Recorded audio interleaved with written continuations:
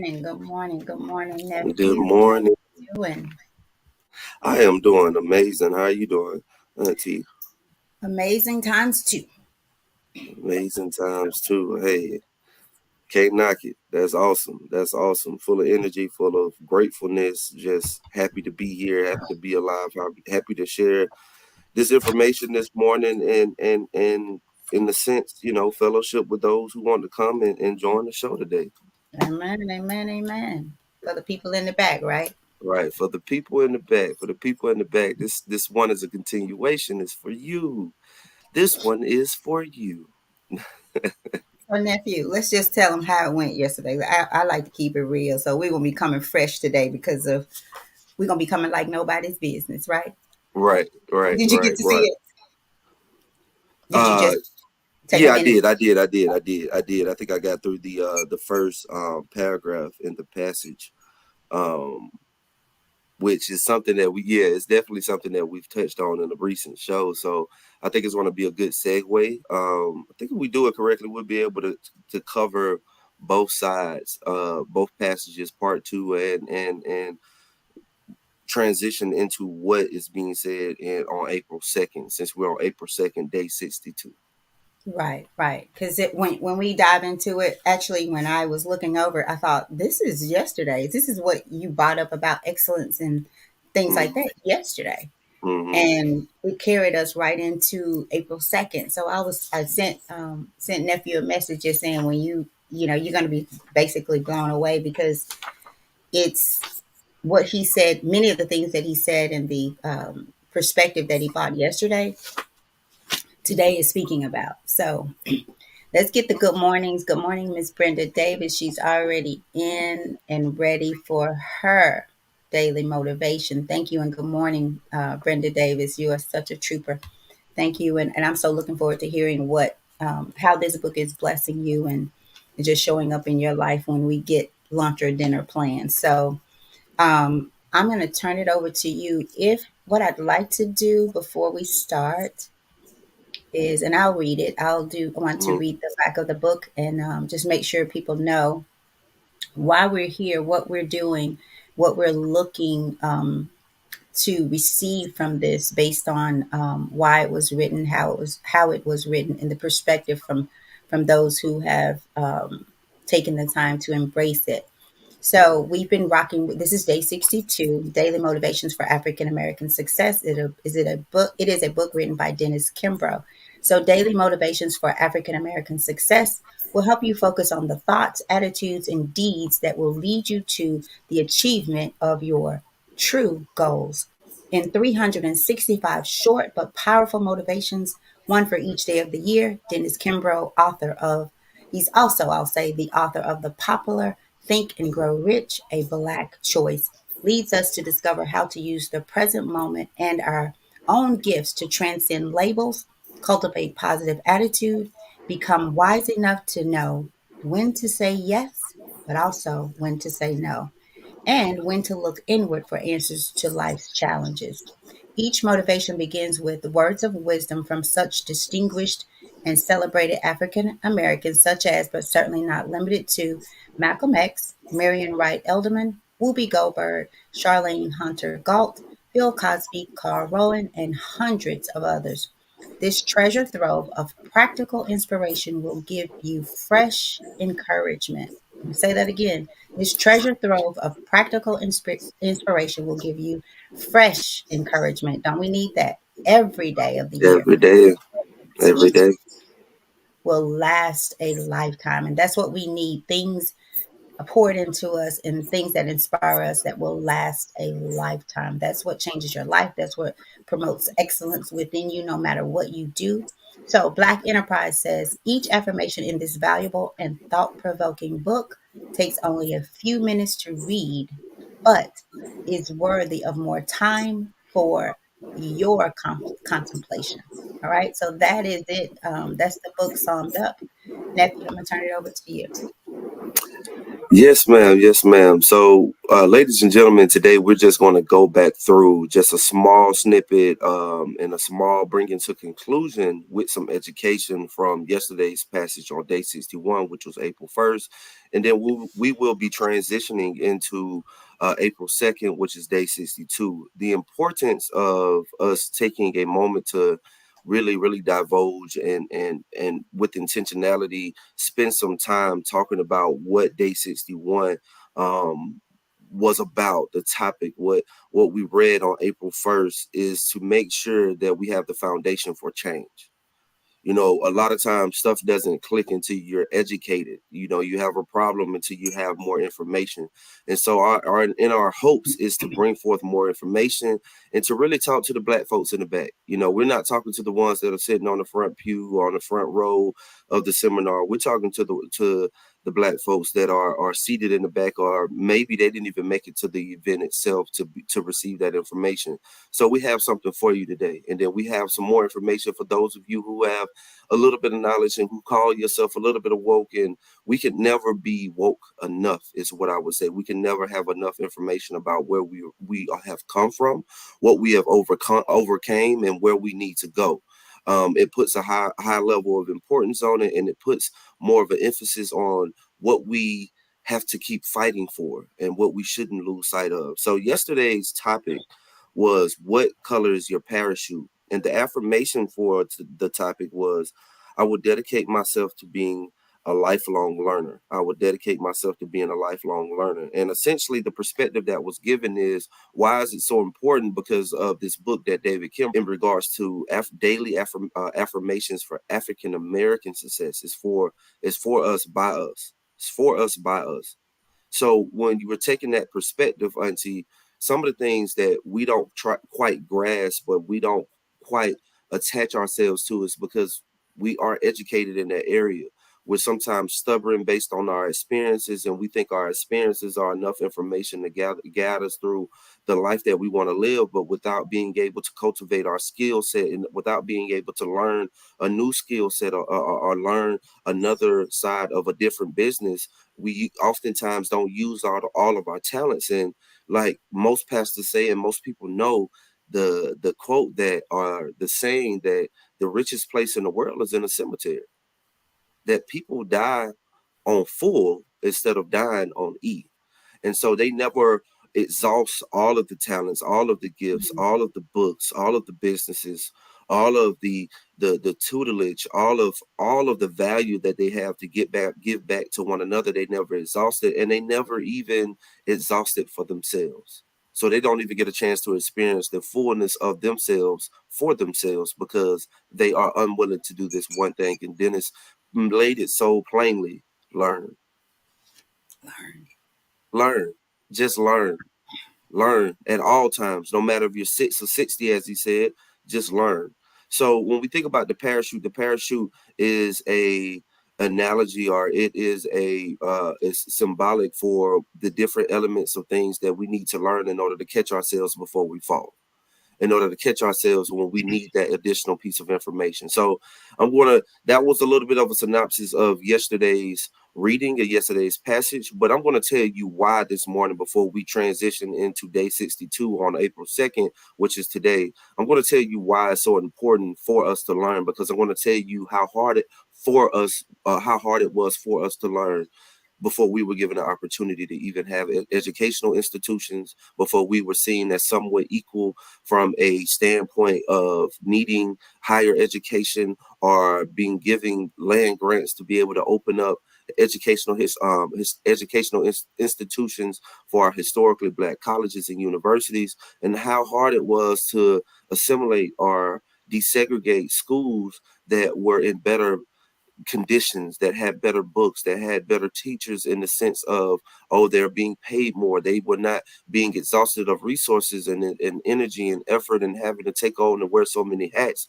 Those teachers are able to focus on just their lesson plan, opposed to the black teachers having to uphold the school, uphold the classroom, keep the paint on the wall, make sure you have shoes and clothes in order to go out for PE or recreational time, or being able to have sporting events that were covered by the schools, I mean, covered by the teachers and the parents, in order for them to have it. There was no funding, there was no sponsorship, there was nothing from a resourceful standpoint that will uphold what we needed to know today. That's why most of our great great grandparents are not educated, because they were not given the opportunity to be educated, and the way they had to obtain education was not afforded to them the same as their counterparts of a different hue.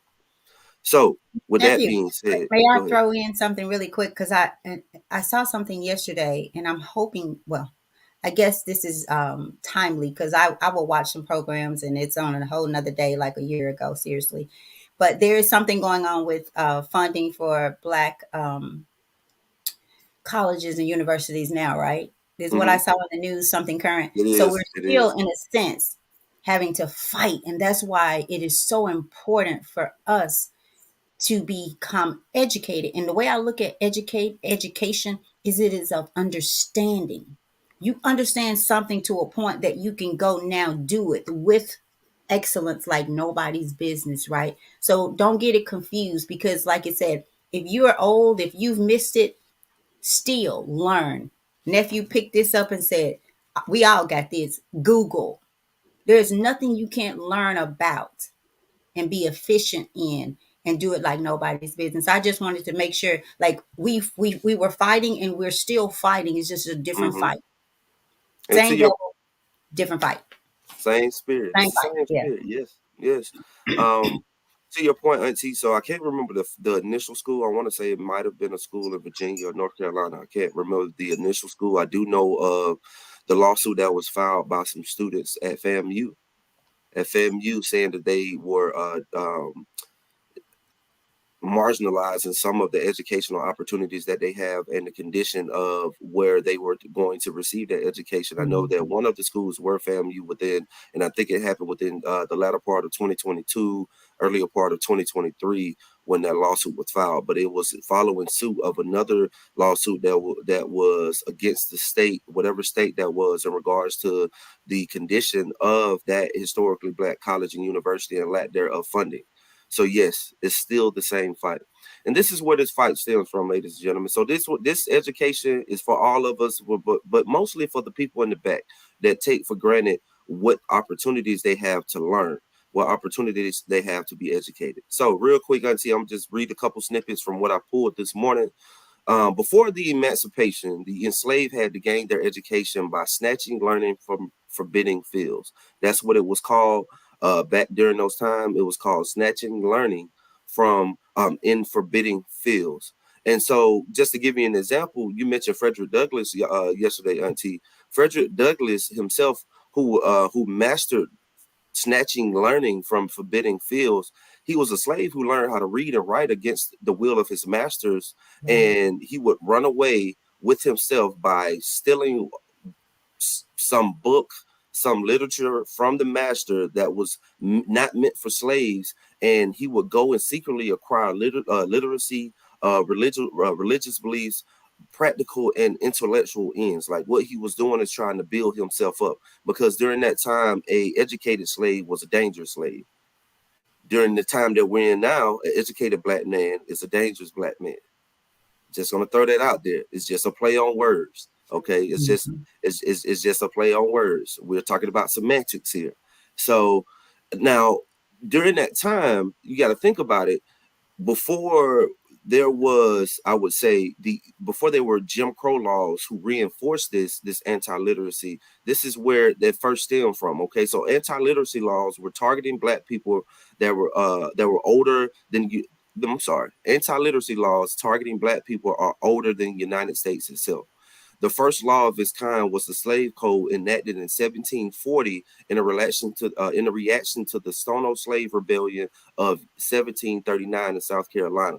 This code, which was meant to improve surveillance of the enslaved, listed writing among other illegal activities. Ladies and gentlemen, you couldn't even write. That was illegal. As a Black person with color, you could not write in this nation. So when you think about the opportunity that was rejected from us, and now that we have that opportunity, what are we doing to take advantage of it? Are we just grateful and we like, oh, okay, I need my 40 acres and a mule. So as soon as I get it, that's it. I'm all done. I got what is owed to me. Or is it more due to you? Because there's still more to do. So just put that in perspective when you don't care about certain things that going on from a political standpoint, from who's running office, from not voting, the fight to get to a voting from a voting standpoint, and what Dr. King, in which we're going to quote him on day 62, what Dr. King was fighting for to establish voting laws in the South, and why it was so important for us to be educated and to vote for what was going to actually present radical change in our nation, is for us to be educated, for us to learn why was it so important to vote, and what we're kind of losing sight of after we were able to say, okay, we have a black president. Oh, we did that. We don't care about that no more. We still have to live here, ladies and gentlemen. Your kids, your grandkids, yourself, the elders are going to be affected by us, our unwillingness to learn enough to understand the importance of voting and having a role, playing a role into what our political atmosphere or culture looks like, what that environment looks like, and how that voting has some level of reciprocity for us as colored individuals within this country. So let's just think to take that into consideration, because you had slaves back in the day trying to partner with the children of that day to trade off food for them, giving them lessons on how to read, to trade off anything that they had of value, to say, hey, can you teach me this word? Can you teach me how to write this down? And they would go run away and try to build holes within the dirt to say, if I have this book, I can go run away at night and just hide in this hole so I can try to read this book and get through this literacy, so I can say that I can read, or when I go out with master on some type of trip, I know what that sign says. But what we do, we say, okay, well, I mean, it's good enough. Like, we were able to go to public school, it was free, it's desegregated, that's enough. But we stop because we lose the importance, or we lose what had to be done to fight for where we are currently. And this is my last part, Auntie. So now we kind of fast forwarding up to the 1960s. Okay, so as Jim Crow segregation became a law of the land after Plessy versus Ferguson in 1896, white Southern leaders questioned the need for the continents of African American education, and segregated schools remain unequally funded. So what would happen back then, right? Before VP Franklin came up with the idea of what we needed to do to try to present more funding for black schools and black teachers and these one room institutions. Yet again, it goes back what I said earlier. Like, the teachers and the parents were playing a double tax to try to fund the schools because they knew that their children need education. And how many people right now don't go to parent teachers conferences? How many parents don't care about what's going on with their child at school? They're more concerned about anything that they have going on personally, because they can't think outside of themselves. And because we can't think outside of ourselves, and the more selfish we become, the more the lack that we learn. And because the lack that we learn, the lack that we will be educated. And so, as we said before, Auntie, on a previous, I want to say we said it last show, everything repeats itself. But it don't always look the same, but it will repeat themselves. Some of the things where we were afflicted by, and then now we're going through things that are self-afflicted. Our lack of learning or caring to learn. Mm-hmm. Wow. Um, I don't know where to start here. Are we ready to go into to okay, Yes, I'm gonna ma'am. say this before I forget. You mentioned yesterday, you said for this is for the people that's in the back, right? And I thought about Rosa Parks. It made me think about after the show, because I stay in my mind, you guys, after these shows. It's like I'm telling you, this is becoming my, like Brandon says, my best friend. And I was thinking about how you said the people this is for the people, black folk. You didn't say people, you said the black folk that's still in the back, right? And I thought about Rosa Parks and the bus. And I remember hearing a story very recent in some years from my spiritual godmom as we sat eating lunch out, and she started talking about, well, we had this conversation about slavery and things like that, and she mentioned to me about how she used to have to go to the bus. Now, mentally, I knew this mentally, but to hear her sit before me and say it Mm-hmm. angered me, right? And like I said, it's not like I didn't know my grandmother, my great grandmother's older than her, what they went through, but it angered me. But yesterday when I heard you say that, and it stayed in my mind, I thought about how dare this is a woman in this day and time, Rosa Parks, who said, I'm not going. I'm not going to the back. I'm not sitting in the back. I'm tired. So, y'all, when do you get tired? When do you know that you are free? When do you know what color your parachute is?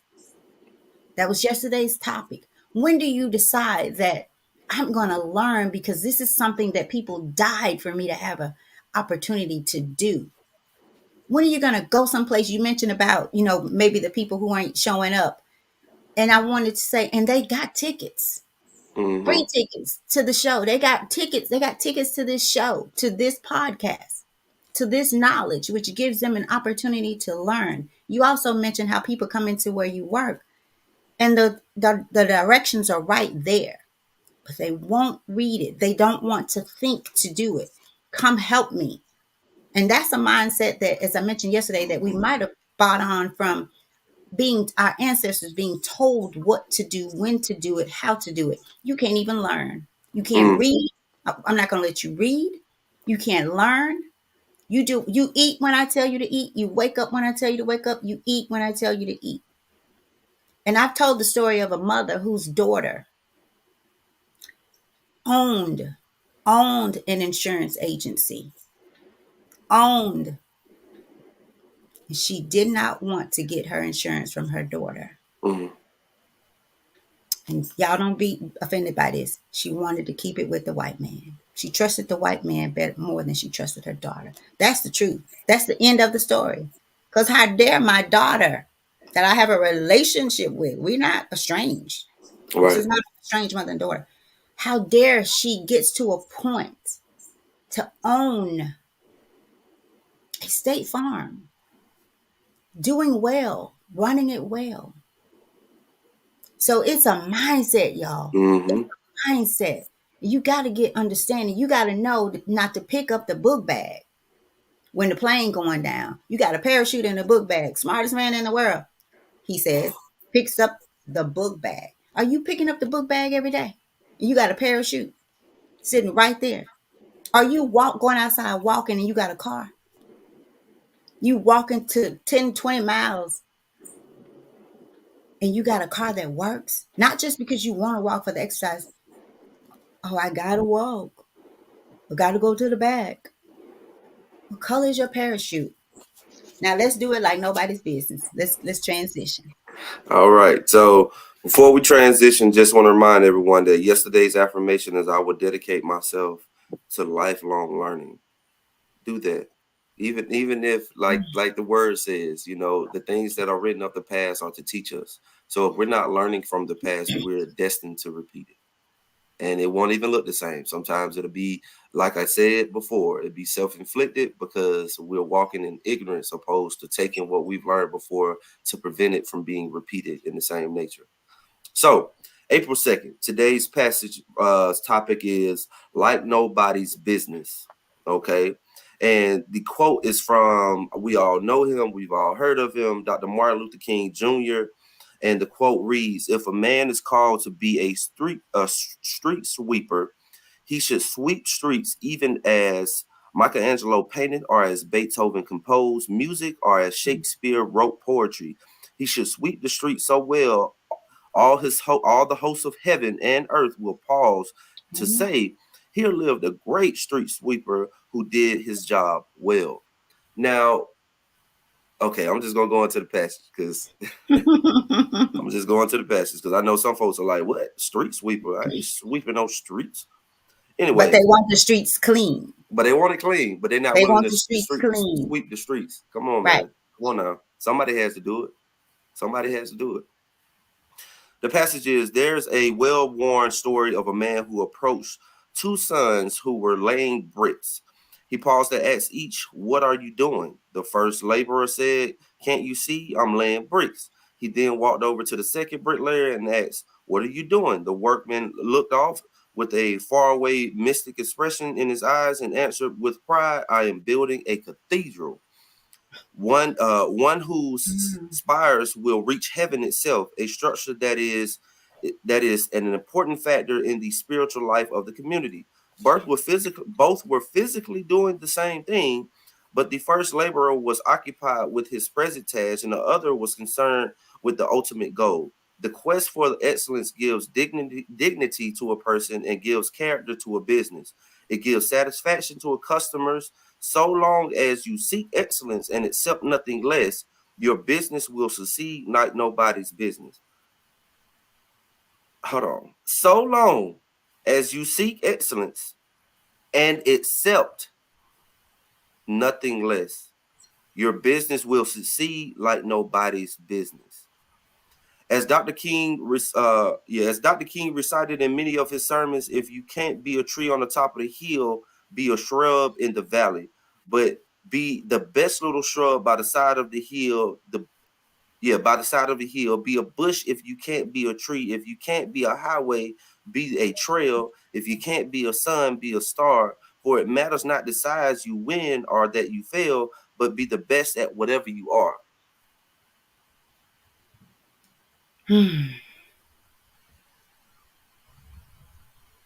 I'm just gonna start off by saying, so I've read few pieces of literature from Dr. King. I mean, definitely just watched the Genius um, uh, biopic about Dr. King and Malcolm X on the National Geographic. Um, and then also reading this, one thing, it just, I understand, and I used to tell my wife this all the time, just, the best of us are taken too soon. But the way that he would formulate his words and his messages, the type of orator that he was, it just put it so plainly, and the analogies just drew a bridge from a lack thereof understanding to immediate comprehension of what message he was trying to send. And being that he's pretty much quoted throughout this entire passage, I mean, I think that just speaks to his body of work, that speaks to the person that he was, and it definitely goes back to the one scripture that I quoted a couple passages ago, a couple days ago, one of the motivationals, Auntie, was, you do everything as if you're doing it for God, because somebody Yes. has to do it. Yes. Somebody has to do it. Everyone won't do everything. Everyone can't do everything. You have gifts and talents and a purpose that's placed for people that you should touch, no matter what job that you have. No matter if you're cleaning the floor, wiping the bathroom, or sitting in a C-suite in an office with a total company to run, you still have a job to do. There's still people relying on you, who are focusing on you, who are paying attention to what you are doing. But the biggest thing that kind of gets me in the quote is the fact that he used the street sweeper as an analogy. And that's only to say, don't devalue your work. Just because society has put a value on what you do, don't devalue your work, because God is paying attention to you. And he's the ultimate judge of whatever you do, no matter what space he puts you in, because it's purposeful. And if you walk according to his will, it doesn't matter what your title is. It just matters that the work that is being done. That's why some of the most impactful and influential people, they didn't have these over the top jobs. Some of them, it was just their work with people. It was their work up for people. It was the work that they did to support those people. Most of what Dr. King done wasn't about, oh, okay, he raised billions and millions of dollars. It wasn't about the amount of money that he had in his pocket, but it was about the impact that he had on society and the people that he touched. So if you're a street sweeper and then your street sweeping prevents somebody from either swerving off the road because it was some type of obstruction in the road and hitting a tree, or maybe stopping that little girl from slipping on a banana peel, your street sweeping just stops somebody from being injured. But you don't think about that. You don't think about the end goal of the work that you do. You just think about how society looks at what you do. And so you live your life based off, okay, well, I don't want to do this because how are people going to think about me, or how they're going to think of me? But they don't know how much you've learned. They don't know what book you've picked up to become the best street sweeper that you could possibly be. And I'll leave it with this, Auntie. It's funny because even outside of society and your own families, you deal with this. And I'm going to use this. And it's kind of funny, Auntie, because it comes from a Strawberry Letter. And Glenn and I listen to him quite often. So this is from a Strawberry Letter. And it's just a little excerpt. But essentially, it's funny because he was a teacher, a professor at whatever institution that he was teaching at. He retired from teaching. Let's say he retired in his 60s. He had been teaching since he graduated college. So he retired in his 60s at some point. And he was like, you know what? I understood that my teaching salary wasn't going to afford me the retirement that would sustain our lifestyle or what I would want to have as a lifestyle. And long and the short is, he went in and sought after other means of generating revenue or generate income. One of his homeboys was like, "Hey man, I drive this dump truck. I bought a dump truck and I'm able to pull these gigs in that are about 15. I would say something either from, out 7,000 to 15,000 per job. All I needed was a dump truck, and then you can use that dump truck for multiple things." The funny thing about it is, he took it back to his wife, and his wife shot it down immediately, Dump and then truck. told her mother about it, and was like, her mother was like, "Hey, what does that make sense? This man has a doctoral degree, and he trying to go drive a dump truck. That makes no sense. Like, what is he doing?" But the crazier part about it is, it's a couple things that are elements in that particular scenario. So he put it down for a little while until he talked to another friend who also gave him more ideas of what he could do with the dump truck to generate more income, which was more income that he made than when he was a teacher. And they didn't see the value in how much money he was going to make from being in a different occupation, or having a different job, or taking on this entrepreneurial uh, uh, uh, income generating role. Business. Yeah, Something he business. It, could it was pass down. enterprise, Business. right? They were like, no, like that's demeaning. He's a professor. Why would he go drive a dump truck? So this just goes to it goes to tell you about mindset. It goes to tell you about influence. It goes to tell you about the people that affect your perspective and what you do and do not do. It could be your wife, it could be your husband, it could be your mother-in-law, it could be your mom. Mm, That's mm. why I heard in the passage this Sunday, he said, love your family. You have to keep your family at a distance in order to achieve the purpose that God has placed on your life. But you got to He remember, used, they come from the same mindset. If they've not broken free, they say if you want to kill a dream, tell it to somebody. Tell it to the wrong somebody. Tell it to right. the Tell person it to right the next wrong to person if you. you want to kill it. Right. Yep. And that's why your circle is important. Family, friends, whatever. Who you spend most of your time with is important on what you do it, how you feel, your mindset, because that means you already have to fight. But if you got the wrong people around you, you got to fight harder. And we're already having to fight hard, right? So I'm not gonna turn and have to fight the person next to me. Yeah, it makes That no just sense. makes no sense. Makes no sense. So like nobody's business, y'all. You said that before. I'm gonna do it like nobody's business. That means I'm gonna do it so well. I'm gonna do this, and you're gonna remember this forever. And as it says here, he should sweep streets so well that all, didn't say a few, all the hosts of heaven and earth will pause to say, here lived a great street sweeper who did his job well. His job. So if you can show up, and people do it, I'm reminded of the school crossing guard in Clarksville, Tennessee.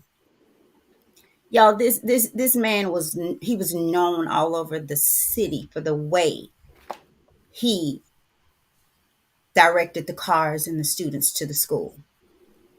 I mean, it made you, it will make, if you saw it, it make you want to become a cross guard. It make you want to do it.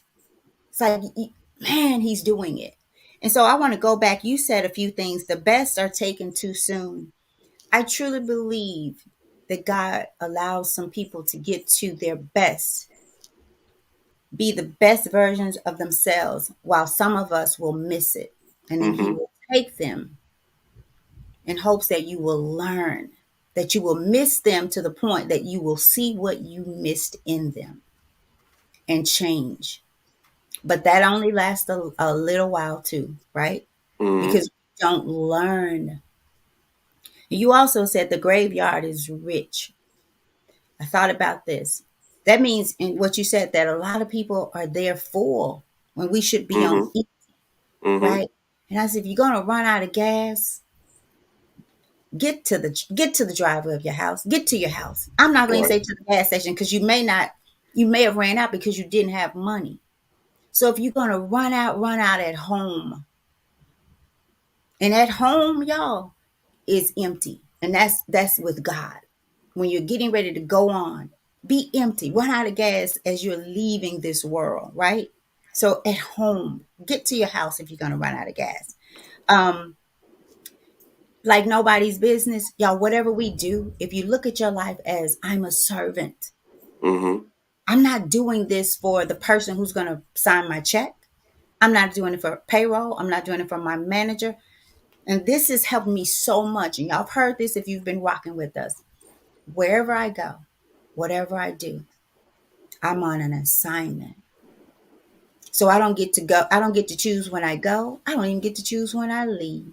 Because Just truth be gotta told, show if up. I got to choose when I left, I probably would have never went. Right. You have to show up. You have to show up. But I know that I know. I've been on those assignments and I've learned to embrace them. I've learned to be thankful for them. I've learned to say, okay, God, what is in this for me? What are you teaching me? And what are you having me teach? Because no assignment is about just one person. If you're there for a reason, you're there for another reason, meaning God's showing you something. He may be showing you, right? So when you look at it as, if I go to Walmart and I'm the greeter, and I think about the gentleman Mm-hmm. that told me I'm just a greeter. I said, no, you're not just a greeter. You are the greeter. Mm-hmm. You're the first and last person these people will see coming in. You're not just anything. When you're a servant for God, you're not just anything. Baby, when we walk in, I don't know what's going to change here, y'all, but God's here. God got some things to do up in here. I'm told about places that the community, they don't even have garbage routes, sanitation. They sweep and clean the streets themselves on the weekend. We were just having this conversation. So y'all, do it like nobody's business. Manage your life. Know that you are spiritually and wonderfully made. You can sell chicken amongst 1,000 other chicken sellers. And if you do, you must know that your line will be so full that you will say, as one of our passages before, I think Brandon said that, shared this with us. The man said, no, they were selling shoes. No, go down to my brother. I've had a lot of business today. My brother has been slow. Go down there and buy shoes from my brother. Mm-hmm. So he had enough for today. And see, when you love yourself, you love me. When you don't love me, you don't love yourself. Right. When you love yourself, things change. The view changes. What you see is different. Who you see, how you see who you see is different. So y'all keep rocking with us, okay? Keep rocking with us. We're gonna, if you don't have anything, nephew, I'm gonna bring it to a close. This weather is like we have tornado weather, and I gotta get Oh out. no. I know it just went from this to that. My neighbor's calling. I bet that's what she's calling for. But it's just y'all gotta, first of all, you gotta know, I'm gonna say this, you gotta know that you know that you know that you know that you know that you know that you know who you are and whose you are. And if he'll do it for me, he'll do it for you. And he's doing it for me. They say, I've been kept. No, he's keeping me every day. Every day. Every day. But I show up wanting to be kept, knowing that I know that I know that I know that you are here with me. How dare I think little of myself? How dare I think somebody is better than me? How dare I want to sit in the back every day? How dare I not know what color my parachute is? How dare I pick up my book bag? Like it's raining today. How dare I go out without a raincoat or an umbrella and got Right. one? How dare I? How dare I not know that Rosa Parks said, I'm tired. I ain't going to the back today. Do whatever. Have your way. But I ain't going to the back. How dare Frederick Douglass say, you can have my body, but never my mind. How dare he says that, and I don't show up to learn Right. something every day, Every day. every day, every day. So you guys, I'm gonna leave it right there, nephew. So let's hit the affirmation, and then we're gonna close on out with just a little addition to that. So the affirmation for the day is, I will never do less than my best. I will never do less than my best. I will never do less them my best.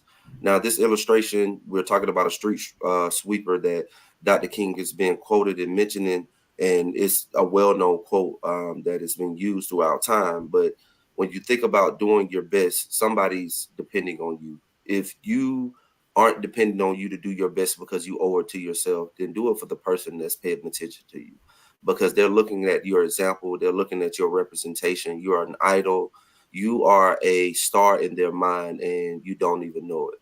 Somebody's depending on you to uphold your best so they can do their best. And the one thing that I'll leave you with as well is doing your best means that you're able to fulfill that purpose in that place and for that season. If you don't do your best, it doesn't fulfill the purpose. You will stay in that place and you will continue to learn the same lesson until you decide to say, I'm gonna do my best because I'm gonna fulfill the goal and the purpose that I was set here so that I may transition to whatever God has next for me. He's Mhm. waiting for you to do your best because the purpose is attached to you doing your best. Your purpose is attached to you showing up.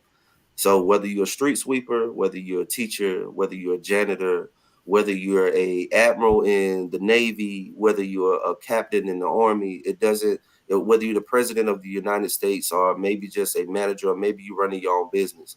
If you're not doing your best, you're selling yourself short and you're selling those around you short, because we need you to do your Mhm. best, because you will be remembered for how clean those streets are, how clean that office was, how well that business was ran. That leaves an impression. Maya Angelou is best quoted for saying, it doesn't matter what you did, it doesn't matter what you said. Only thing that matters is how you made people feel. Mm. Mm. Y'all, this has been such a blessing for me.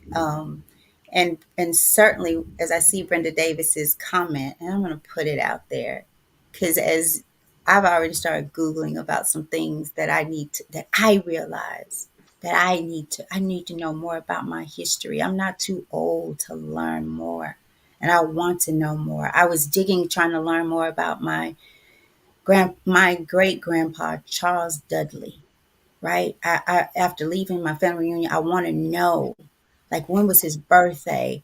Who did he run from? Why did he change his name? What was his life about?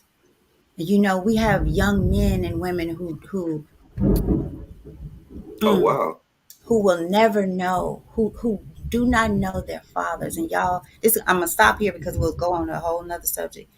Women, mothers, men, sisters, aunts.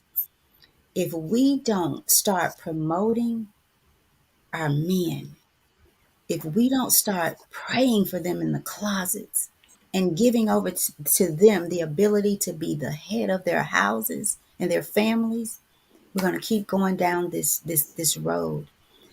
For another show, nephew, we're going to have to do it though. But y'all, we got to do better. You got to do better. I have to do better. But Brenda Davis's comment says, y'all got me over here pulling out books, getting ready to start reading Why Black People Tend to Shout by Ralph Wiley.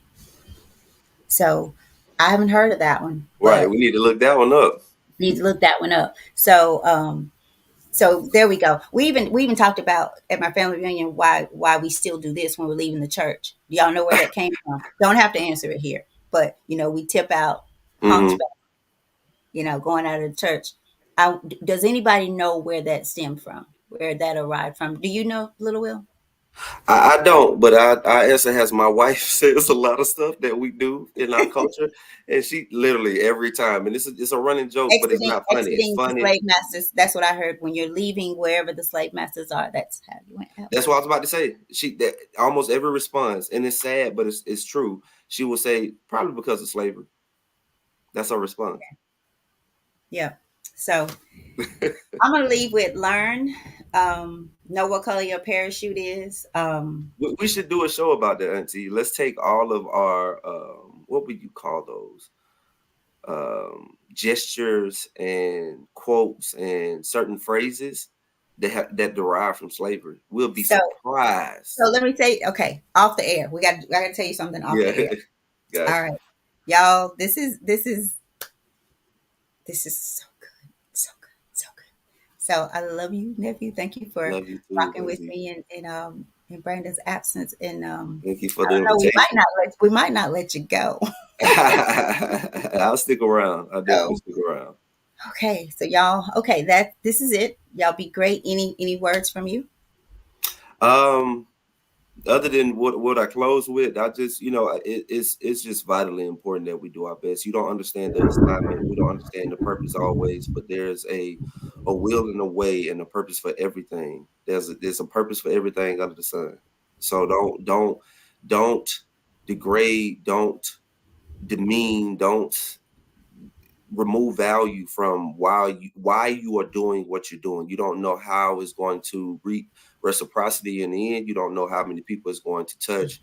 It doesn't matter. I mean, it's been times, and I think I've shared this before. From I won't say the dumpster diving, but I will say trying to make a little extra change at a certain point when I was in middle school, cleaning bathrooms, mopping floors. I mean, you have to do what you have to do sometimes, but it builds in you this perseverance. It builds in you this character, and that character you will need later on down the road. But if you don't do your best while you're doing the small things, God can't trust you with the larger things, and that is the scripture.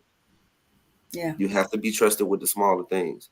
And so you wonder why you keep having smaller things. Well, can he trust you with the smaller things? Because if he give you something large, if he give you something just enormous in size, that you'll be irresponsible with it. He doesn't want you to ruin the blessing. So learn, do your best so You you won't. can learn the assignment. Know the Yeah. assignment. You know how we No, say it in this. the culture. I understood the assignment. Do you understand your assignment, black folks? Do you understand your assignment? Mm, mm. Peace, great people. Do today like nobody's business. All right. Do your today like nobody's business. So if you're going into work to a place you don't like, don't want to go, say, I'm on an assignment. I'm doing it for God and do it with excellence today. All right. Peace. Hold on, Auntie, because when you say that, you got to follow it up. Hold on, because we gotta put some checks and balances on when we say that nowadays. Just real quick. Sorry, y'all. Just real quick. God darn it, what did I don't? There we go. All right, I just want to say it exactly as he said it. Okay, so as long as you seek excellence and accept nothing less, nothing less. One of my coaching programs is a standard of life. It's called the gold standard. What is your gold standard? What does that look like for you? If you don't operate in the standard, you don't operate in excellence. Period, black folks. So stop saying it. If we gonna operate at a standard, then we can operate in excellence. But if we're not operating in the standard, then we're not operating in excellence. So ain't no black excellence until And we so, we till we have a standard of life. and so how you do anything is what? How you do everything. So, all right. Now, is it safe to Now, push yeah, that we button? good now. Yes. Had to Did, add did, that did in we because read the man, affirmation? Did we read the affirmation we the did, three we did. times? We did. Yes, ma'am, we And then we did. still kept going. Yeah. Oh, you're fired. I y'all, would never y'all, do nothing less than my best. How about that? We're out. like nobody's business, right? All right. Y'all be great. Peace. Again, for the third, fourth time. Right. Y'all can leave now.